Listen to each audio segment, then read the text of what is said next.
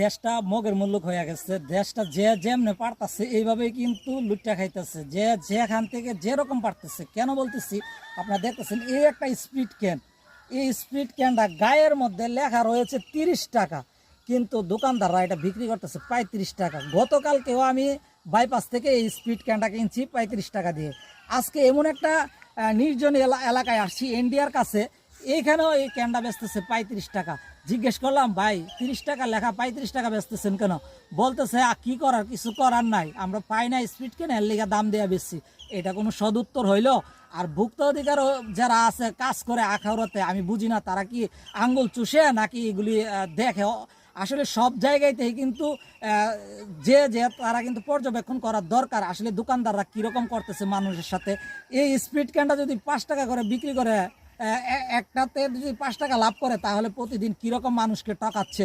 আশা করি ভিডিওটি